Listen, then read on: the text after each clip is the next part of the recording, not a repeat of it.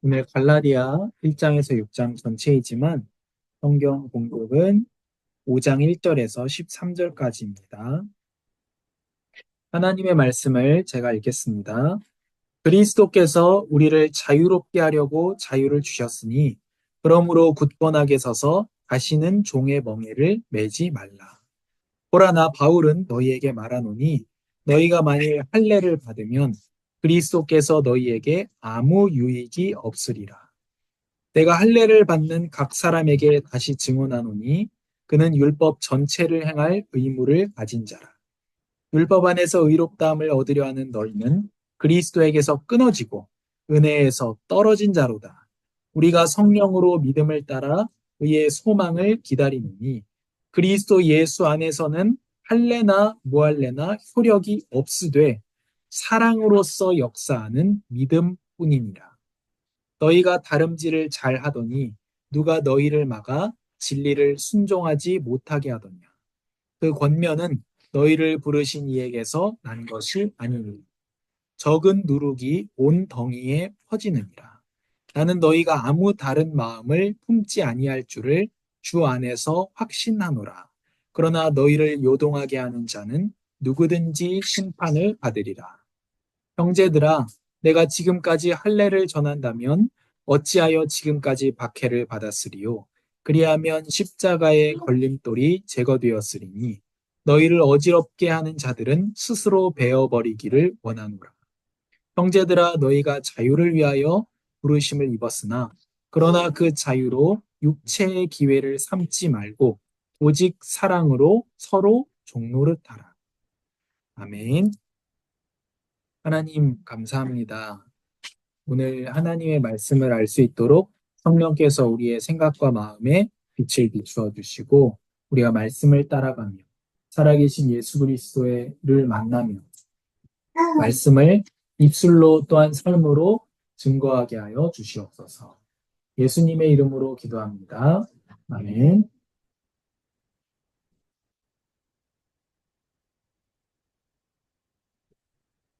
오늘 말씀이 이 갈라디아서 전체 내용입니다. 제목이 자유를 누리라고 해방하셨다입니다. 사람은 다 자유롭게 살고 싶어 합니다. 왜 열심히 살아야 되냐고 제가 굉장히 여러 사람에게 질문한 적이 있습니다. 열심히 공부해서 좋은 고등학교 가고 좋은 대학교 가고 좋은 직장에 들어가서 많은 돈을 벌어서 내가 하고 싶은 거 하고 내가 사고 싶은 거 사고 싶어서 그러기 위해서 열심히 산다라는 대답이 대부분.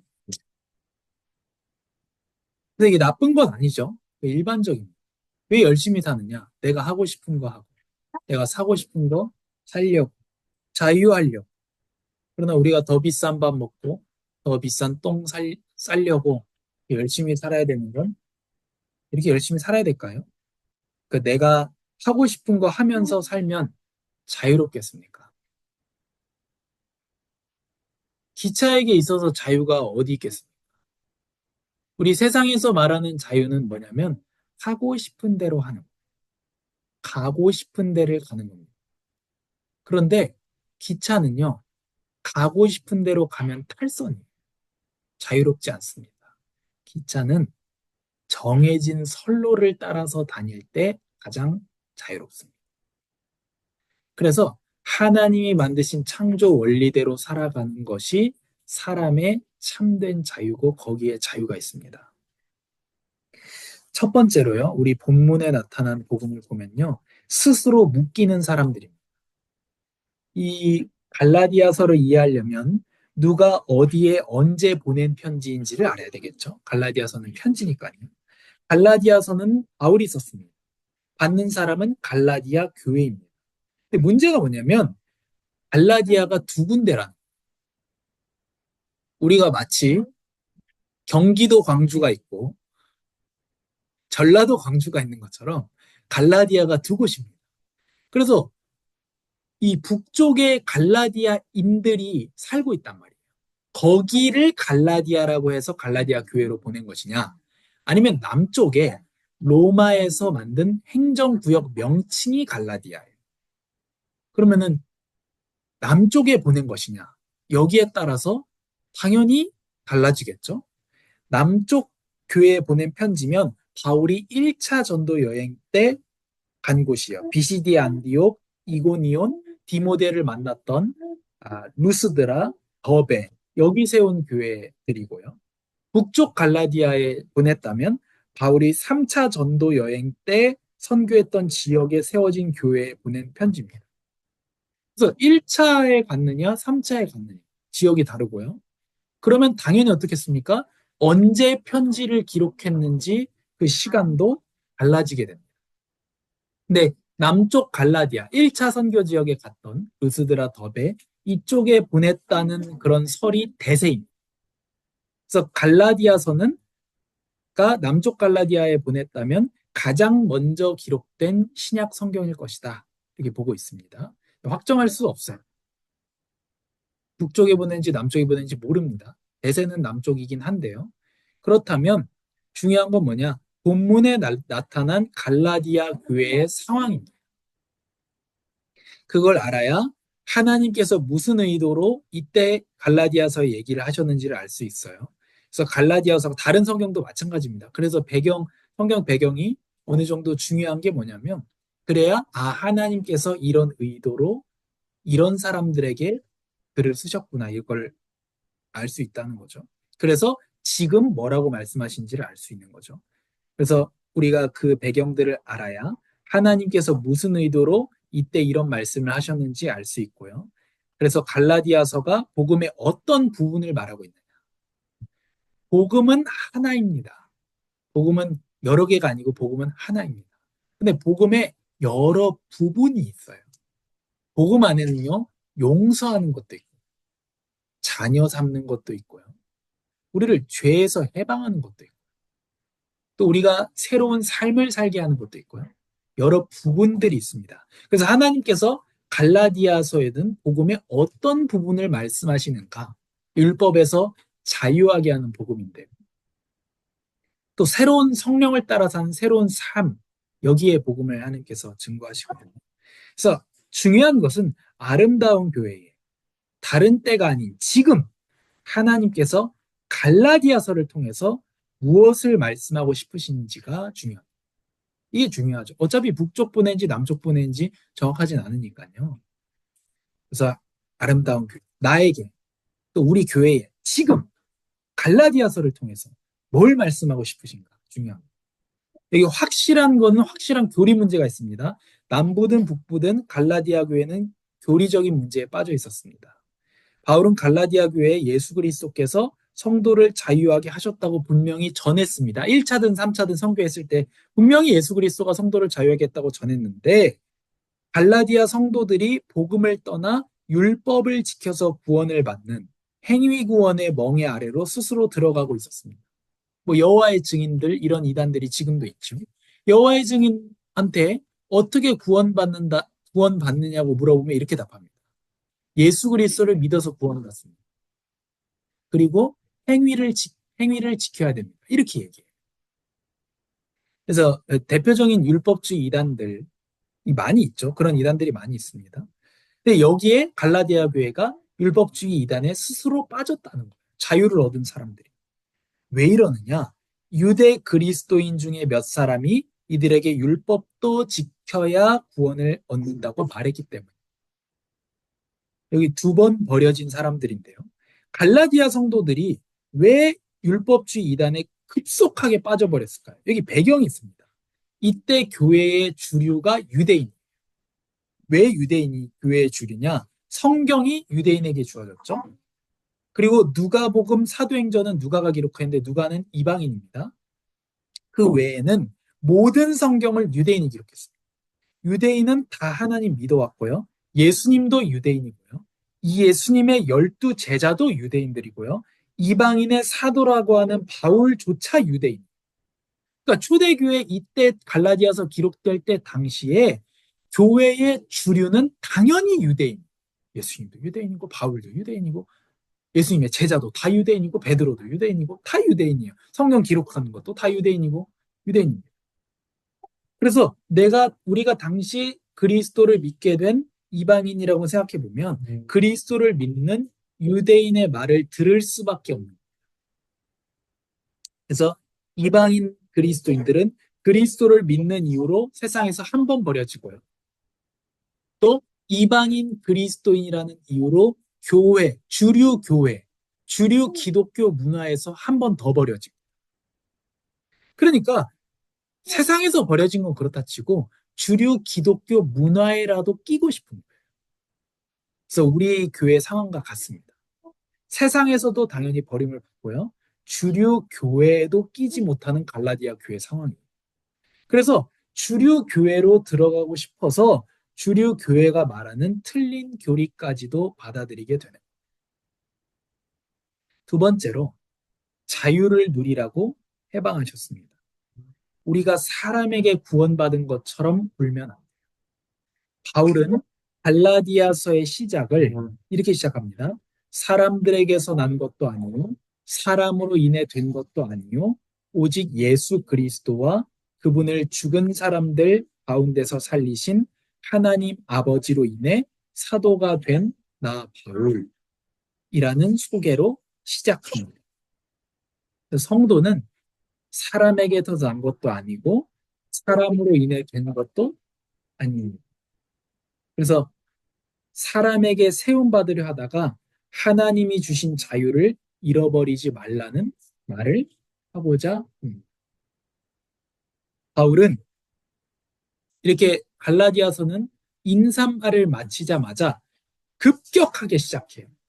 너희가 어떻게 내가 너희에게 분명히 전한 하나님의 은혜의 복음을 이렇게 빨리 떠나가지고 율법주의 이단에 빠졌는지 내가 놀랐다 그래요, 바울이. 이게 굉장히 뭐라고 하고 급박한 그런 상황입니다. 누구라도 다른 복음을 전한다면 저주를 받습니다. 또 내가 지금 사람들을 좋게 하려고 합니까? 또는 내가 사람들에게 기쁨을 구하려고 했습니까? 우리가 기쁨을 어디서 얻습니까? 사람에게서 얻으려고 하지 말라는 거예요. 또 사람들을 기쁘게 하는 사람이 아니라는 겁니다. 만일 내가 아직도 사람들에게 기쁨을 구하려고 애쓴다면 나는 그리스도의 종이 아닙니다. 사람이 나를 인정해 주는 것이 내가 기쁘고 내가 그걸 위해 산다면 나는 그리스도의 종이 아닙니다. 누구의 종이죠? 사람의 종이죠. 그래서 우리가 사람에게서 기쁨을 구해서는 안 됩니다. 그래서 사람에게 구원받은 것처럼 돌면 안 됩니다. 바울이 전한 복음은 오직 예수 그리스도의 계시를 통해서 받은 것입니다. 그래서 바울이 처음에 이렇게 얘기하는 겁니다. 사람에게서 난 것도 아니고 사람으로 인해서 된 것도 아니고 오직 예수 그리스도와 하나님 아버지로 인해서 우리가 성도가 되었고 우리가 예수님의 제자가 되었다는 거죠. 무엇이 우리를 증명합니까? 굉장히 우리와 맞닿아 있는 얘기가 여기 나옵니다. 그리고 바울이 여기부터 과거 이야기를 시작합니다. 나는 하나님의 교회를 핍박했고 파괴하려고 했다. 유대교와 조상들의 전통의 열심이었다. 그러나 어머니의 태에서부터 나를 따로 세우시고 은혜로 나를 부르신 하나님께서 하나님의 아들을 이방 사람에게 전하게 하시려고 하나님의 아들을 내 안에 나타내 보이셨습니다. 그래서 전통이 아니고 교회 전통, 기독교 전통이 아니라 하나님의 부르심으로 우리가 구원을 받았다는 거죠. 우리가 전통에 매여서는 안 된다. 그때 사람들과 의논하지도 않고 사도들을 만나러 가지도 않았다. 바울이 예수 그리스도의 부르심을 통해서 하나님의 자녀가 되고 사람들하고 의논하지 않았다. 이렇게 말해요. 사람하고 의논하지 않을 것이 있다는 겁니다. 사도들을 만나러 가지도 않았다는 겁니다. 3년 뒤에야 베드로죠. 만나러 가서 15일 지냈고 야고보 외에는 만나지도 않았다 그래요. 그리고 다른 지방으로 갔기 때문에 유대의 교회들은 내 얼굴도 모른다. 바울이 왜 할까요? 우리는 자기의 신분을 증명하려고 자꾸 사람들 가져다 대요. 나 누구 안다. 나 누구랑 어울린다. 나 어느 목사 안다. 나 어느 대단한 사람하고 어울린다. 그래서 나도 그 정도 급이다. 그래서 나도 좋은 사람이다. 그래서 나도 대단한 사람이다. 나 누구 아는 사람이다. 이렇게 얘기해요. 근데 바울은 뭐라 그러죠? 반대로 얘기해요. 나 사도들 본 적도 없고 유대교회는 내 얼굴도 모르고 어떡하라는 거냐? 내가 사도들에게 낫느냐? 그리스도에게 낫다는 거예요. 교회의 모든 직분과 뭐 목사, 뭐 장로, 권사, 교회의 모든 직분의 권위는 어디서 납니까? 하나님에게서 난 데서 나오는 것이고, 성도의 모든 축복은 사람에게서 인정을 받는 것이 아니라 하나님, 그리스도에게서 났다는 겁니다. 그 바울이 고린도서에서 말하는 겁니다. 나의 나 된 것은 하나님의 은혜다. 사람의 은혜가 아니다. 그런데 왜 사람의 인정을 받고자 하느냐? 왜 전통과 주류 교회에 끼고 싶어 하는 그런 마음을 가지다가 이단에 빠져버렸냐? 이렇게 얘기하는 거죠.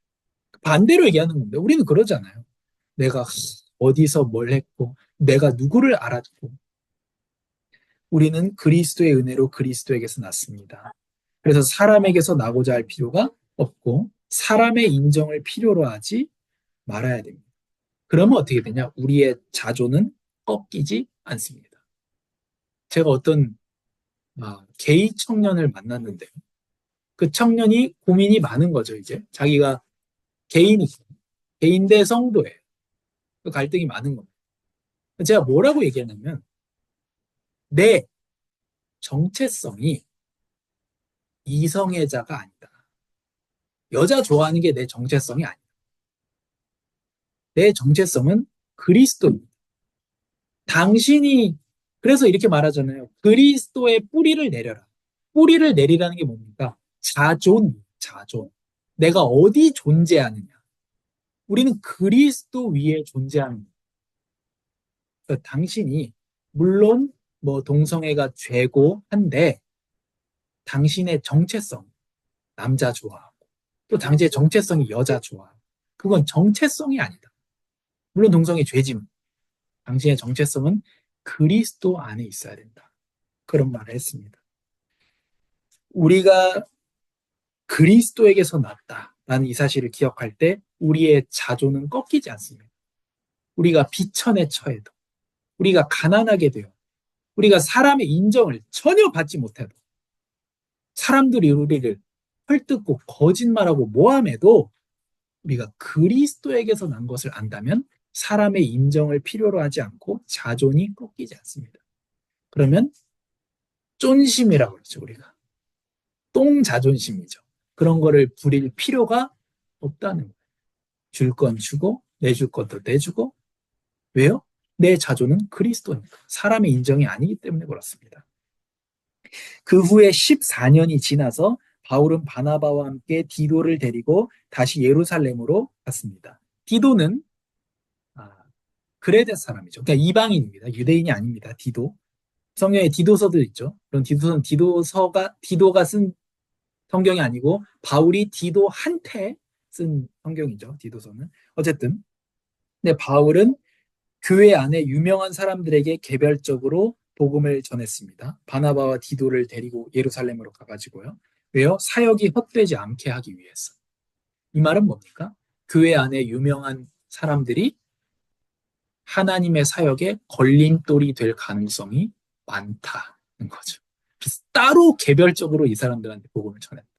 우리가 이거를 이렇게 되면 안 되겠죠. 우리가 나중에 성장하고 또 우리가 어떤 많은 책임을 져야 되는 그런 상황이 됐을 때 오히려 사역을 방해하는 사람이 되어서는 안 된다는 거죠. 디도는 그리스 사람이지만 바울은 디도가 할례를 받지 않기 때문입니다. 왜요? 디도가 할례를 받아버리면 거짓 형제들이 그리스도 안에 있는 율법에서 자유로운 사람들을 다시 율법의 종으로 묶어버립니다. 봐봐, 디도도 할례 받지 않았냐. 그러니까 너희도 다 할례 받아야 된다, 이방인도. 그러는 합법적인 판례가 돼버리잖아요. 그래서 디도가 할례를 받지 않게 바울이 하는 겁니다. 오히려 바울은 베드로를 책망합니다. 할례 받은 사람들을 의식해서 이방인들과 함께 하다가 몰래 도망갔고 다른 사람들과 바나바까지도 이런 위선이 휩쓸렸다는 거죠. 그러니까 베드로는 벌써 그런 판례를 만들어 버렸다. 베드로가 지금 이방인들과 같이 식사하고 있다가 할례를 받은 성도들이 오잖아요. 유대인 성도들이 오니까 베드로가 그 자리에서 슬그머니 도망갑니다. 그러니까 율법주의에 동참했던 거죠, 베드로. 그러다 보니까 그거에 대해서 바울이 베드로를 모든 사람 앞에서 책망합니다. 원래 성경에서 책망할 때는요, 따로 불러서 하게 돼 있어요. 따로 불러서 뭐라고 하는 게 성경적인 겁니다. 그리고 말을 안 들으면 두세 증인을 데리고 가서 장로를 데리고 가서 하고 그 다음에 장로회에 소환해서 얘기하고 그렇게 안 들으면 내쫓는 거. 이게 성경의 순서거든요. 근데 바울이 어떻게 하죠? 베드로, 예수님의 그 대표적 제자 베드로를 모든 사람 앞에서 책망합니다. 왜 모든 사람 앞에서 했을까요?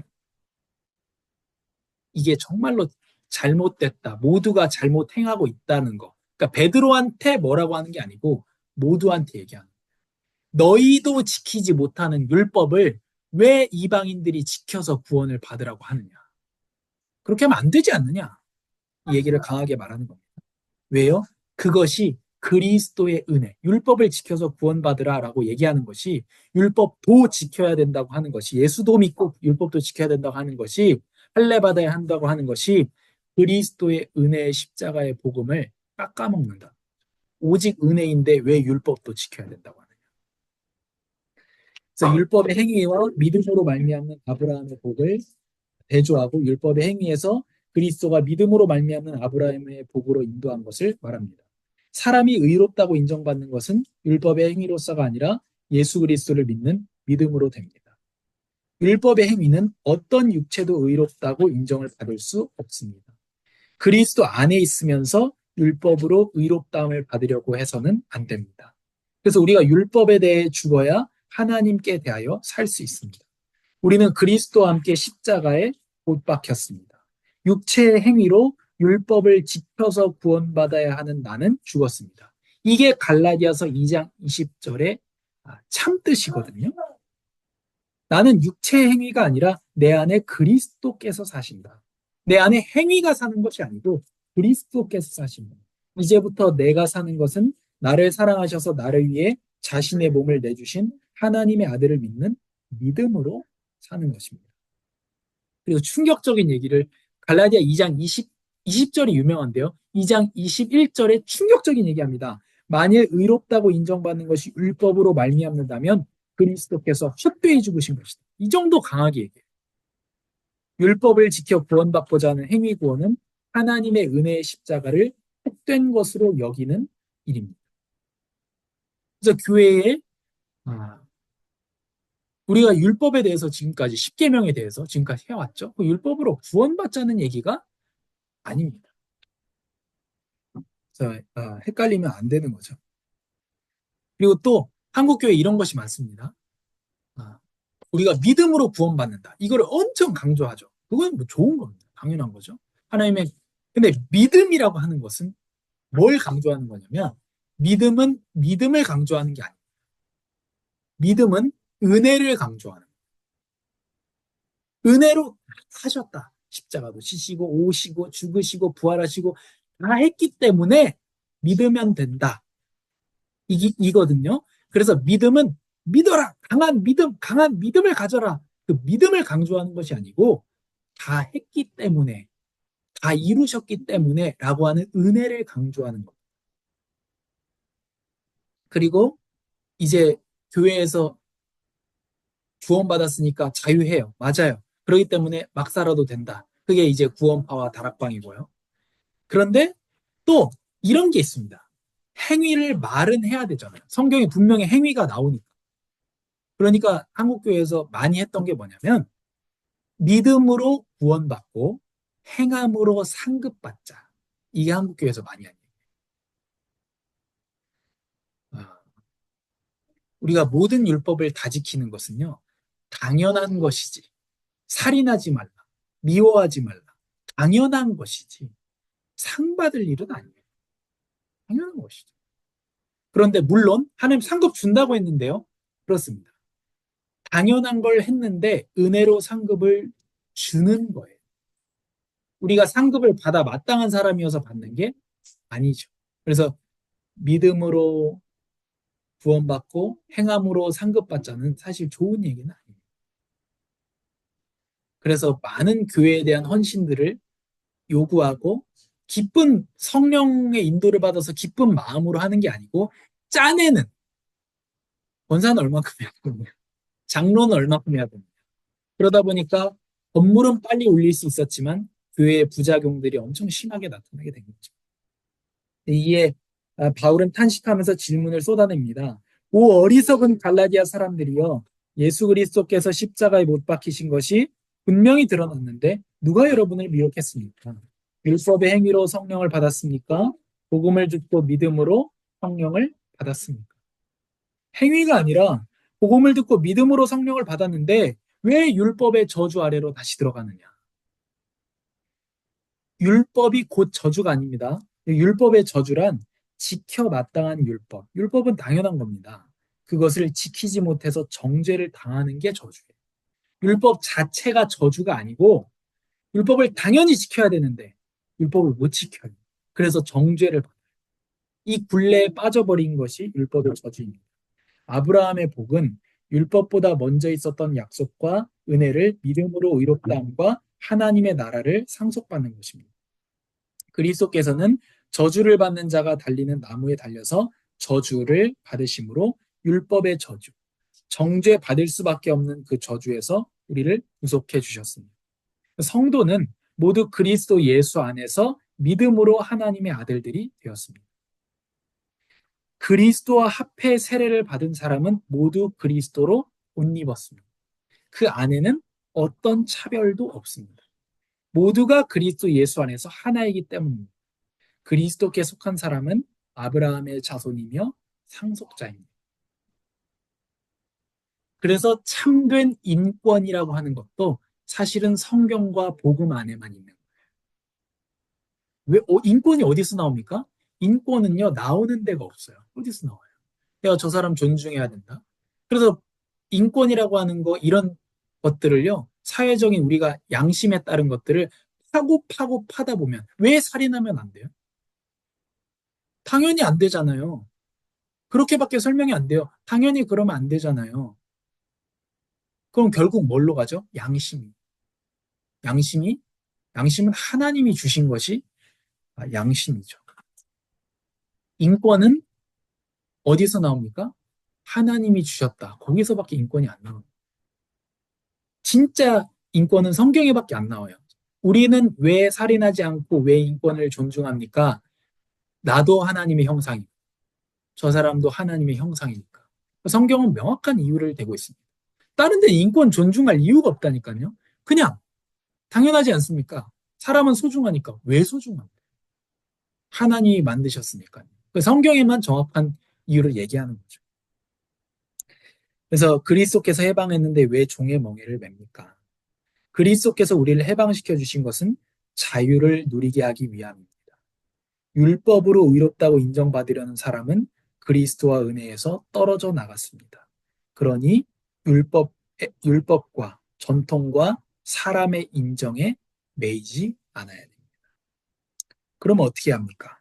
하나님께서 우리를 부르셔서 자유하게 하셨습니다. 중요합니다. 여기부터. 자유하게 하셨습니다. 그러나, 이렇게 말해요. 그러나 그 얻은 자유를 육체의 만족을 위한 기회로 삼지 말고 도리어 사랑으로 서로 종노릇하라. 죄인을 누가 값을 치르고 풀어줬단 말이에요.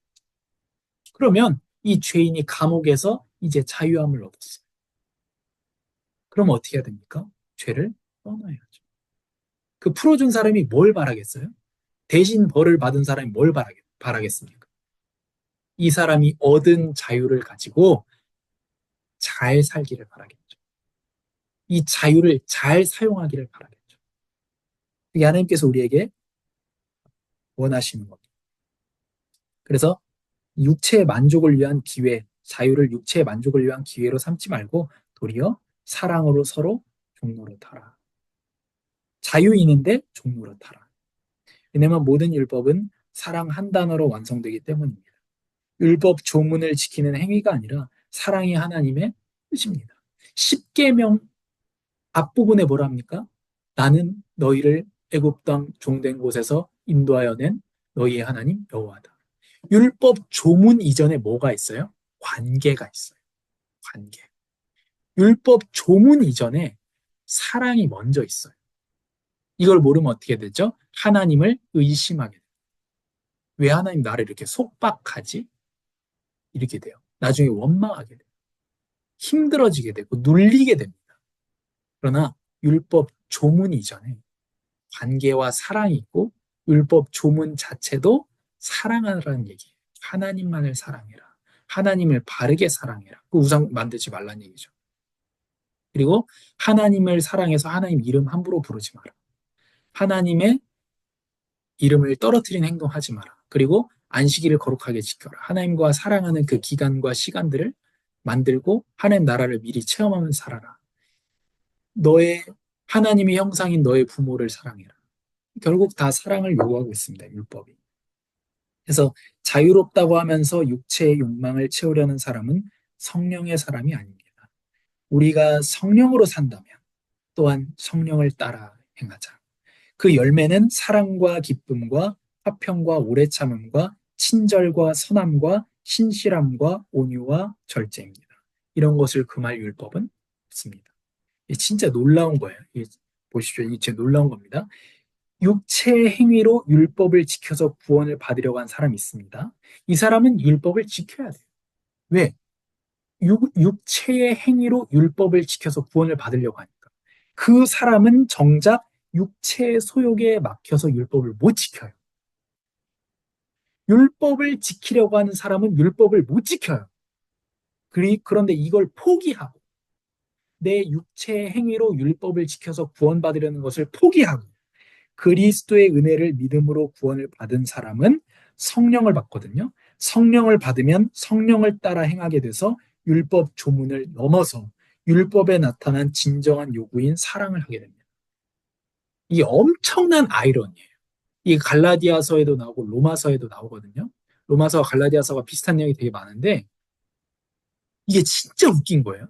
내가 율법 지키려고 해요. 율법 지켜서 구원 얻으려고 해요. 내 육체의 행위를 가지고 하려고 해요. 그 사람은 육체의 행위를 하려고 한 사람은 육체의 욕심 때문에 그걸 못하고 멸망해요.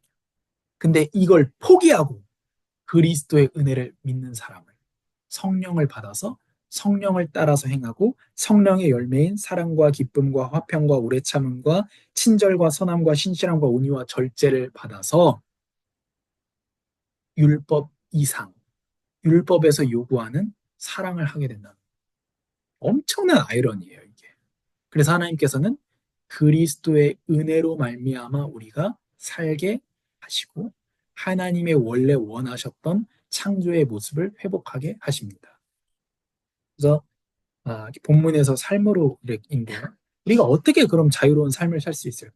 우리 선로에 대한 이야기를 했습니다. 근데 진리와 마음을 지켜야 됩니다. 우리 교회에서 진리가 아닌 전통을 지키려고 하다 보면 진리를 떠나게 됩니다. 보이지 않는 것은 보이는 것에 담기고 보이지 않는 것은 문화라고 하는 틀에 담기게 되거든요. 그 그릇이 고착되면 전통이 됩니다. 그래서 하나님을 찬양하려고 성가대 만들었고요. 기도하려고 새벽기도 만들었습니다. 아이들 가르치려고 그 마음이 성경학교 만들었습니다. 그 성경학교가 산업혁명 시대에 만들어졌거든요. 영국에서 처음 시작했습니다. 성경학교가 창세적 때부터 있었던 게 아니에요. 최근은 아니지만 몇백 년 된 겁니다. 그 마음으로 성경학교를 만들었습니다. 애들이 한글도 모르고, 한글이 아니죠. 영어를 모르고, 영어 모르면 성경 못 읽고. 그래서 성경학교 만든 겁니다. 애들 맨날 버려져 있으니까, 부모는 공장 가 있고, 애들은 버려져 있으니까. 그래서 성경학교에 있고. 그래서 너무 부모들이 좋아했던 거죠. 이 버려진 아이들을 말 그대로 교회 학교에서. 그때는 가장 적합한 신앙의 표현이었습니다. 문제는 뭐냐면 자유하게 하시는 예수님 따라가려고 열심을 내는 게 아니라 성가대를 지키려고 그래요. 성가대 틀을 새벽 기도 시간 5시 틀을 지키려고 그래요. 그게 하나님. 그리고 6시에 하면 안 됩니까? 아침 예배 7시에 드리면 안 됩니까? 그럼 안 되죠. 왜? 하나님 앞에 기도해야지. 열심을 내야지. 첫 시간을 드려야지. 그 성경학교 틀을 지키려고 합니다. 그리고 안 지키면 하나님이 실망한다고 그래요. 한국교회 전통만이 하나님을 섬기는 올바른 방법이 아닙니다. 종교적 열심을 내어서 본인은 거룩하다고 착각해요. 성가대도 하고 새벽기도도 하고. 그런데 그리스도의 십자가를 헛되게 만들고 있습니다. 진리가 너희를 자유하게 하리라. 예수님이 진리이고 아들이 너희를 자유하게 하면 너희가 참으로 자유로우리라. 우리는 전통이 아니라 자유하게 하신 예수님을 따라가야 됩니다. 아름다운 교회는 지금 하나님께 받은 사랑을 어떻게 표현할 수 있을까요? 은혜를. 결국 하나님에 대한 사랑의 표현은요, 몇 가지 사역 형태로 나오게 될 겁니다.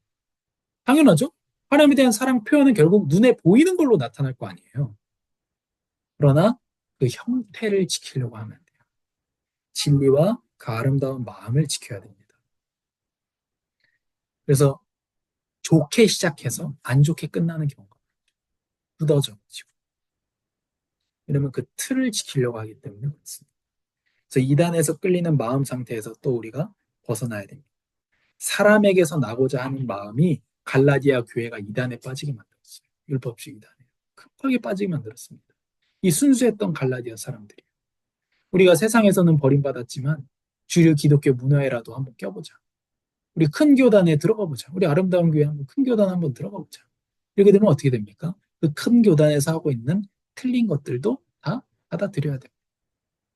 그럼 전통과 단체와 이런 것을 다 떠나야 된다는 얘기가 아니고 거기서 인정받고자 하는 마음이 거기에 틀린 것조차 말 못하게 만든다는 거죠. 그래서 하나님께로부터 났다는 사실을 기억하면 사람에게 인정받고자 하는 욕구에서 자유해집니다. 자유를 바르게 누리는 것은 사랑으로 육체의 만족을 위한 기회로 삼지 않고 도리어 사랑으로 서로 종노릇하는 것입니다. 그래서 사랑으로 서로 종노릇하고 율법의 저주에서 예수님이 나무에 달려서 대신 저주를 받으심으로 우리가 은혜로 은혜를 믿음으로 구원받게 하셨으니 참 자유를 누리는 진짜 막살 자유 말고 진짜 참 자유를 누리는 우리 아름다운 교회 온 가족이 되기를 바랍니다. 하나님 감사합니다.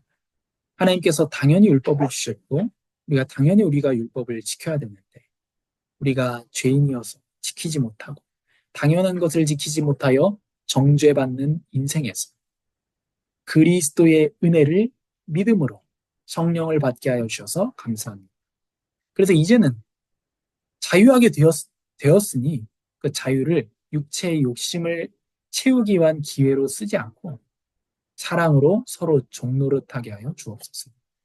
하나님께서 우리를 인정해 주셨사오니 우리는 사람의 인정을 받고자 하지 않고 그리스도 위에 세워진 참된 자존을 가진 사람들이 되게 하옵소서. 그래서 마음대로 살려고 하지만 자유롭지 못한 사람들을 돕고 건지게 하여 주옵소서. 예수님의 이름으로 기도합니다. 아멘.